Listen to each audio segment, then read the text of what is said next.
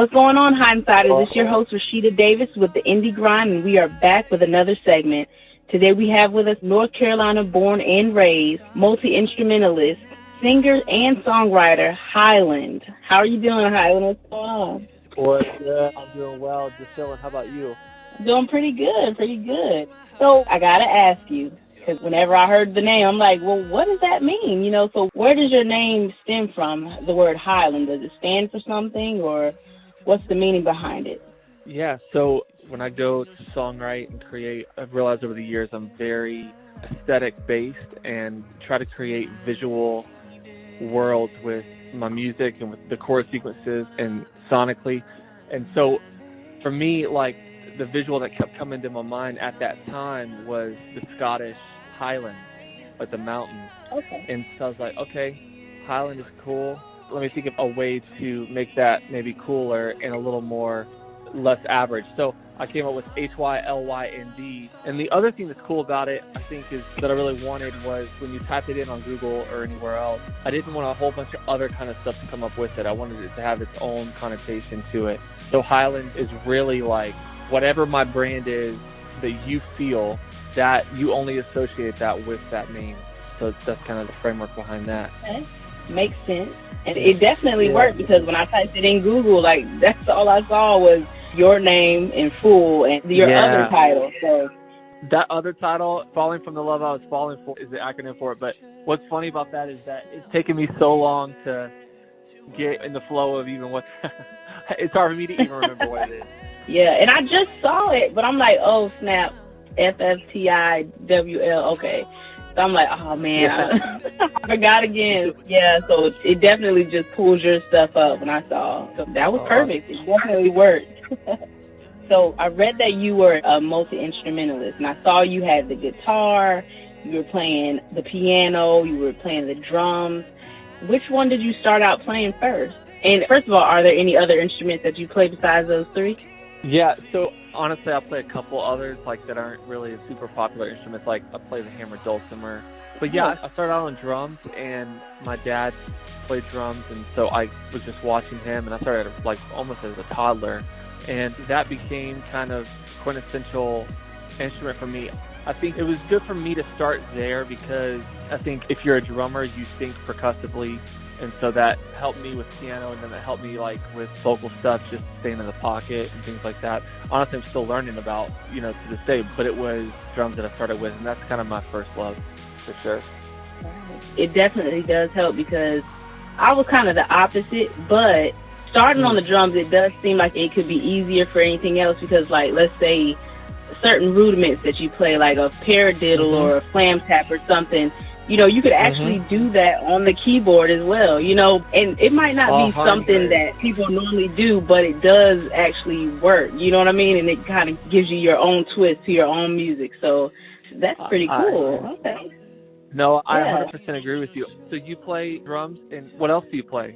I play drums and piano pretty much. I'm a little rusty on them, but the drums are definitely like, that's my go-to right there. I'm definitely more comfortable with that. So yeah. That's so dope.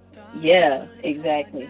So when you started the drums, when you started watching your dad play, did you watch him play on the entire drum set, or was it just like the snare and then you went on to play, you know, all the different drums at the same time, or like how exactly did that come about? Yeah, I went all in. I think I started out like a halfway kit. It was like a little kid set. And then I think when I was like 5, I got like a full-size kit, and then it was definitely super crappy. And then I kept that one until I didn't get another kit until I was like 16 or 17, and that one wasn't even nice either. But my dad always told me, I don't know if it's an excuse or not, but he said a good drummer will get on any kit and make it sound good. You'll know you're good if you can get on a really crappy set and make it sound good. So that was kind of my thing. I was like, yeah, it's all right. It's okay, I have a crappy kit. I'll just try to make it sound good. So. Yeah. Right. So from there, how did you go from playing music to becoming an artist? Like, what was the process? Because you played instruments, right? Were you singing at the same time that you played the piano or the guitar? And in your mind, you were like, okay, well, now I want to sing and perform and play at the same time. Like, how exactly did that come about?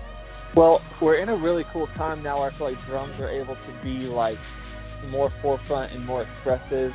Drums are such a centerpiece of like hip hop and R&B and even pop music now.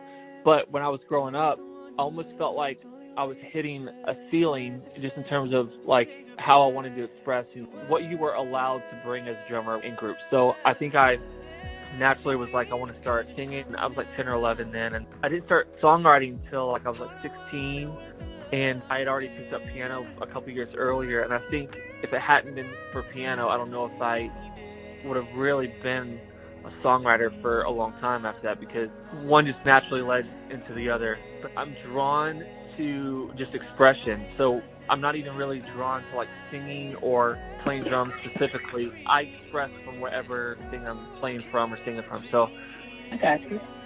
So speaking of songwriting, like what is that process like? Do you kind of get the words first and then the music, or is it pretty much the same? Do you go about it pretty much the same way for songwriting and making a melody, or how does that work?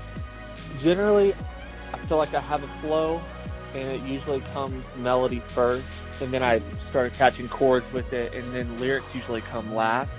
But I will say that I try to just go with whatever inspires me first, and that can be anything, and it can be anywhere. But that process definitely flows the best for me late at night or early in the morning.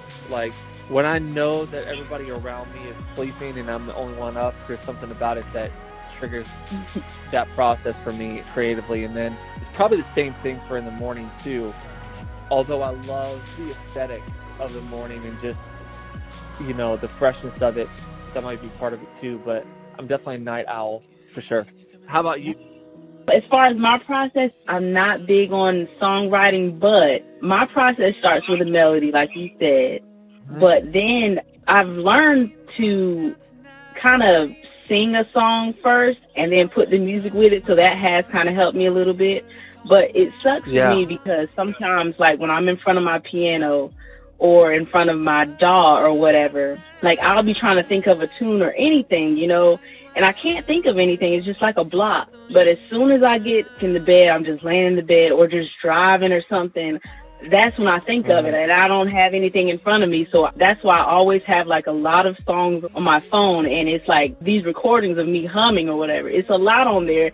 They're still on there. Now, some of them I actually have made a song to, but it's crazy because I get a block until I'm not in front of the computer, and it's like, now I can think of everything in the world. I hate it.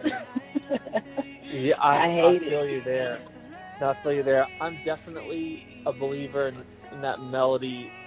Melody is king. I mean, Quincy Jones says melody is the voice of God. He's not reducing the power of lyrics, but he's definitely like, his track record obviously speaks for itself, and that's what I connect with first too. Like, the melody moves me first. Right. If you're saying something awesome but your melody sucks, it's really difficult for me to get into it. Yeah. But if your melodies are really strong and you're not really saying that much, I can still get into it a lot of times. Yeah, because it's still catchy. Yeah. Yeah, for sure. Exactly. For sure. And from what I noticed with your music, the main topic for most of your songs is love, So is making songs about love your main preference, or that's just how it flows? I'm sure it shifts in different seasons, but that's definitely the season I've been in. For me, I grew up listening to a lot of like 90s R&B, pop, arena pop, Whitney Houston, Celine Dion, Mariah Carey, Boyz II Men, All for One, all these different people. So for me, I was like, I think there's probably something that naturally I just go towards lyrically and kind of feel-wise. It's like, I want to write songs that are timeless, and usually those are centered around that same theme. You know what I'm saying? Right. I got you. And you were born in North Carolina. Now you're in Texas. So do you feel like your music has changed, or your process of songwriting or anything has changed? Like maybe it's a little easier now that you're in Texas, or is it pretty much the same? Wow, that's a really good question. I would say that each place that I've lived, has things that maybe come easier and maybe are harder. Okay. I think the thing that I like about Houston is there's a natural kind of grit to it. It's a super diverse culture. So I naturally just glean more easily from that because I'm just looking all the time and observing and looking to understand different cultures, because I just want my expression to be as wide as it can be. So I think that's what I love about making music in Houston. It's probably the most diverse place I've ever lived, for sure. Nice. How do you think your music has evolved since you first started? Hopefully a little less bad. I think what I've tried to do is retain. I love catchy melodies. I love phrasing that's just like really witty, but I also love like for you to be able to feel depth there, just sonically, even with lyrics. So I'm a pop artist, but you know, some people when they think of pop music, they don't think full of depth. And that's what I've tried to continue to go after is, okay, how do I get melodies more witty? How do I get smarter and also still retain that deepness? I gotcha. You running it perfectly. I understand exactly what you're saying. So for you, Hylynd, what's been your biggest challenge as an artist? So I just turned 32. I think for me, the biggest challenge has been I grew up in a music era where it was just like completely different. The business, the way that connections were made, you know, how you networked, everything was just so different. And so for me, social media was not natural. So I've had to learn like the new way and just how people are consuming, how people are networking now. I'm more of a person that's like quality over quantity in terms of like relationships, but I feel like you have to be connected with a lot of people through social media nowadays. So I've had to learn that skill, and obviously still learning a whole bunch every day. But that's been my biggest challenge, is an industry that has moved mostly on to online, and figuring out how to navigate that as an artist and still stay true to what an artist really is supposed to be, and yet also having to be, you know, a personal brand advocate online. Okay.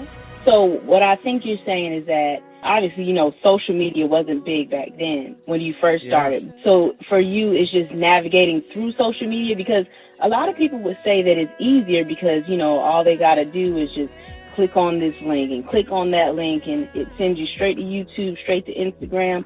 So would you say that once you've learned to navigate through it, that it is easier? You're right. All that stuff is easier. I think it feels a lot more saturated now.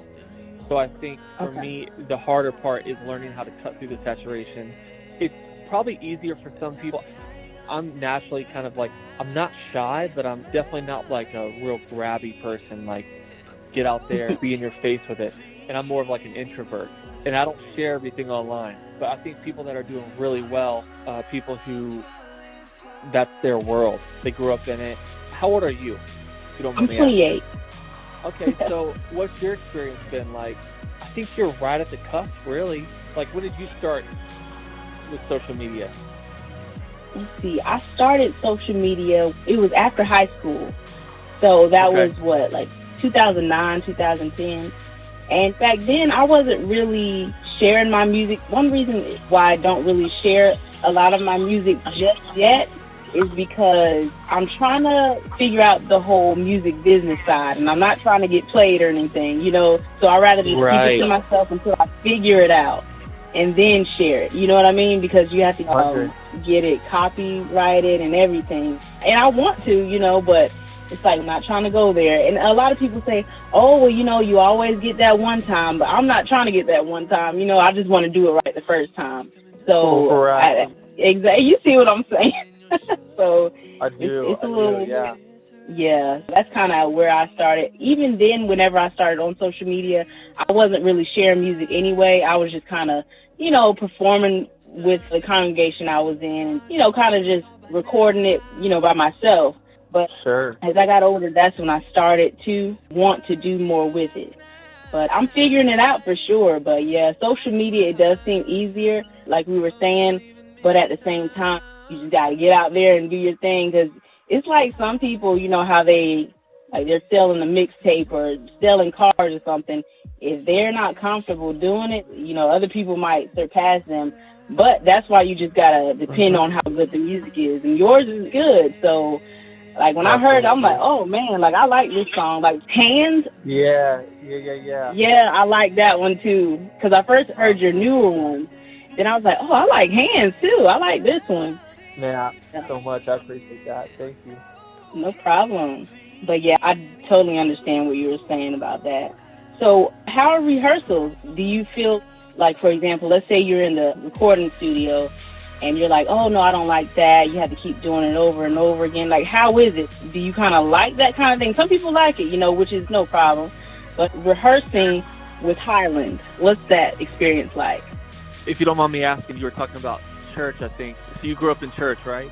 Sort of. It was kind of like a Jewish congregation, and I played the drums and sang backup and all of that. So I guess, yeah, a little church, I guess. Well, I won't say church, but Yeah, I'm thinking about, like, my growing up reading different books and things like that. And it's like, growing up, like, I hated reading, but then once I started reading, I really loved it. And yeah. I just had to start. And I think for me, like, artistry, songwriting, and rehearsing, and being in the studio, having to do takes over and over again, I think it's the same kind of thing. When I think about it and I think about the work involved, I'm like, oh, it's going to be a process, and I know that. But then once I start doing it, it's super addicting, and I really love it. I love that thing of just trying until you get it, really close to perfect. So, yeah, I love it. Nice. Has there ever been a time where you having to redo something over, like the repetition? Has there ever been a time where repetition just takes the spontaneity out of everything? Oh, yeah, for sure. There's definitely that. Just when I try to, like, just stop and back up a little bit and just center myself again. Because, yeah, you're right. Sometimes it is that. You just have to work through the fact that it's a lot of work. But I always try to, like, if I'm in that pocket, I want to step back and enjoy it and remember why I'm doing it. Right. I got you. So, Hylynd, let's talk about your latest single, Fool, that just dropped last summer. Now, with this song, are you speaking from experience? Like, have you ever been anybody's flirt? Yes. 100. 100, yeah, definitely speaking from experience. Remember that? It was like a song in the 90s. It's like Aaron Neville or something. It was like, everybody plays a fool. Yeah. Sometimes. Yep, I remember that. Yeah, exactly. That was in my head. I was like, I want to write a song about that. Yeah. I was like, I've been there. But yeah, with this song, it's kind of like, look, I don't care. You just got that deep love for them. I'll play your fool. I'll be your fool. That's fine. I'll be it. That's right. That's exactly right. Yeah. It's just being stupid in love and not really caring. Exactly. Now, we kind of harped on this before, but what about your other song, F.F.T.L.I.W.F.F?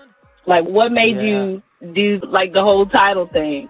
Well, for every couple feel-good, happy songs, I get annoyed with myself if I don't write, like, a more sad and heartbreaky kind of song. So I was like, it's that time to write that kind of a song. So that's where that one was coming from, and just painting a picture of kind of a love gone wrong and kind of being to the precipice of, like, okay, this thing is ending now, but you're blindsided by it and just going, where'd it go? Like, where'd it fall apart? And just that imagery of now falling from the love that I was falling for. That's kind of like the theme and feel of that song.